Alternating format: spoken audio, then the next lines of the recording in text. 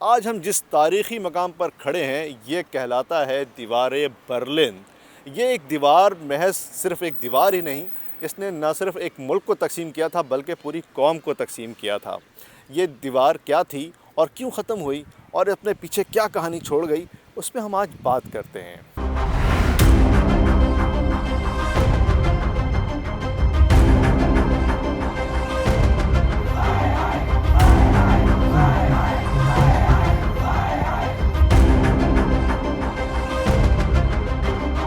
Starke motorisierte Pioniereinheiten der ostzonalen sogenannten Volksarmee besetzten in den frühen Morgenstunden das Gelände an der Bernauer Straße zwischen Berg- und Gartenstraße.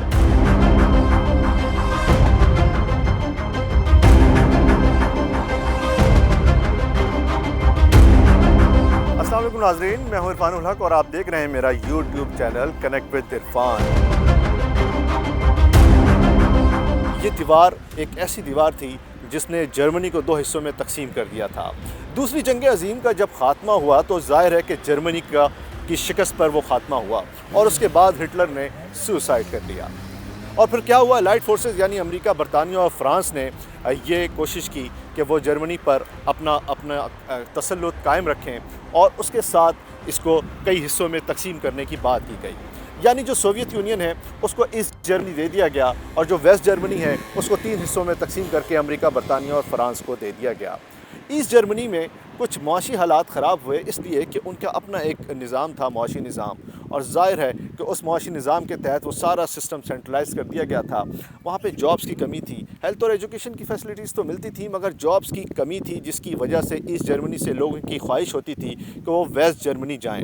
ہم اس وقت waste Germany میں موجود ہیں۔ یہ وہ دیوار تھی جو ختم کر دی گئی ہے اور میرے بائیں جانب وہ ایسٹ جرمنی کا حصہ ہے جو کہ بہت ہی پریشان حال لوگ جہاں تھے، جہاں پہ جابز نہیں تھیں، روزگار نہیں۔ لوگوں کی کوشش ہوتی تھی کسی طرح سرنگیں بنا کر بھی لوگوں کی کوشش تھی کہ وہ کسی طرح ویسٹ جرمنی چلے جائیں، انہیں روزگار مل جائے، روزگار کے مواقع مل جائیں، مگر یہ بڑا ہی کٹھن مرحلہ تھا۔ 1961 میں کہا جاتا ہے کہ یہ دیوار قائم اس لیے کر دی گئی تھی جو لائٹ فورسز نے ان کو خطرہ تھا کہ جس طرح سوویت یونین دنیا پر قابض ہو رہا تھا شاید وہ ایسٹ جرمنی سے ویسٹ جرمنی کی جانب بھی آ جائے، لہٰذا یہ دیوار بنا کر ویسٹ جرمنی کو ایک چیک پوسٹوں کے ذریعے گھیر دیا گیا تھا۔ اس پر ہم مزید بات کرتے ہیں، ویسٹ جرمنی سے ایسٹ جرمنی کی طرف جاتے ہیں اور ہمارے ساتھ ایک سینئر صحافی متی اللہ بھائی موجود ہیں، ان سے بھی کچھ یہاں کے حوالے سے بات کرتے ہیں چونکہ وہ برلن میں ہی رہتے ہیں اور یہاں کی تاریخ سے بھی اچھی طرح واقف ہیں۔ متی اللہ بھائی بتائیے گا کہ یہ دیوار جو تھی دیوار برلن، اس کی کیا تاریخ ہے اگر آپ مختصراً بتانا چاہیں؟ ہاں جی، السلام علیکم۔ پہلی بات تو یہ ہے کہ جنگ عظیم دو کے بعد، دوم کے بعد، جنگ وار 2 کے بعد جو ہے مختلف کنٹریز نے جرمنی کو گھیر لیا تھا۔ ایک طرف سے سوویت یونین تھا، دوسری طرف امریکہ اور فرانس اور برٹش تھی۔ جب یہ معاملہ شروع ہوا تو پوسٹڈام اور جرمنی برلن کا وہ علاقہ جہاں پر سوویت یونین مقابل تھے دیگر کنٹریز کے ساتھ وار کے بعد، اور حالات اتنے خراب تھے کہ قوم جو ہے آپس میں مرنا شروع ہو گئی تھی، کچھ افاقوں کی وجہ سے، کچھ تندرستی کی وجہ سے۔ بالآخر یہ طے ہوا 1960 میں کہ معاملات خراب ہوتے جا رہے ہیں، نازی ازم خوف کی وجہ سے لوگ غائب ہو گئے تھے، کافی معاملات خراب تھے، تو 61 میں دیوار برلن کی بنیاد رکھی گئی۔ خیر بات شاید کر دیتا ہوں کہ 61 میں جب بات دیوار برلن کی بنیاد رکھی گئی تو اس ٹائم ایسٹ جرمنی اور ویسٹ جرمنی جو ہے بنائے گئے، اور ویسٹ جرمنی کے اندر امریکہ اور فرانس اور جو اتحادی الائڈ فورس تھی وہ موجود تھی، اور ویسٹ ایسٹ میں سوویت یونین جو رشین فورس تھی وہ موجود تھی۔ خیر 1960 کے بعد جو حالات خراب ہونے شروع ہوئے تو اس کے بعد دیوار بنی، اور اسی 155 کلومیٹر طویل دیوار برلن بنائی گئی، جس میں 302 کے قریب ٹی واچ ٹاور تھے، اس طرح بنکر تھے، مختلف چیزیں اس میں بنائی گئی۔ پراپرلی ایک جیسا جیل بنایا، ایک جو ایسٹ جرمنی کے لوگوں کو ایک جیل میں رکھا گیا، ویسٹ جرمنی کے لوگوں سے الگ کیا گیا، بچے خاندان سب تتر بتر ہو گئے۔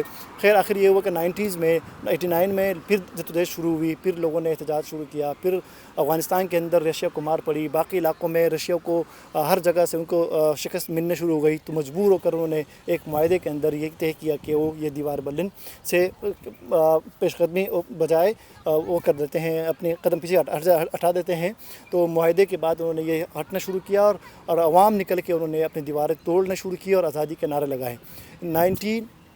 91 में 3 अक्टूबर को हम यहाँ आज़ादी का दिन मनाते हैं। आज़ादी का दिन इसलिए मनाते हैं कि दीवार बर्लिन उस दिन कौम ने तोड़ी थी, किसी मुआहदे के बगैर लोग निकल आए। जब मुआहदे हुए थे तो मुआहदे से पहले कौम ने दीवारें तोड़ दी थी, लोग इकट्ठे हो गए थे, लोगों को आज़ादी की खुशी मिली थी।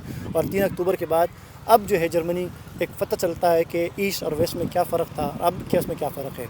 उस वक्त फाक़े कशी थी, लोगों के अंदर शऊर नहीं था, लोगों के तालीम नहीं था, मुख्तलिफ़ मामलात थे। मतलब है कि यहाँ तक के थे कि फ़ाक़े से लोग मर रहे थे, लोगों के लिए खाने की चीज़ें मैसर नहीं थी।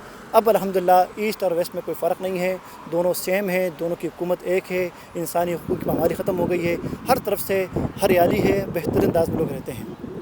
आपने देखा किस तरह एक दीवार ने पूरी कौम को तकसीम कर रखा था, और 155 किलोमीटर की ये दीवार जिसने ईस्ट जर्मनी को एक जेल में तब्दील कर दिया था। और बिलाखिर ये घुटन जब बढ़ी तो लोग निकले अपने घरों से, और एक वक्त आया कि वो दीवार गिरा दी गई और ये कौम एक हो गई।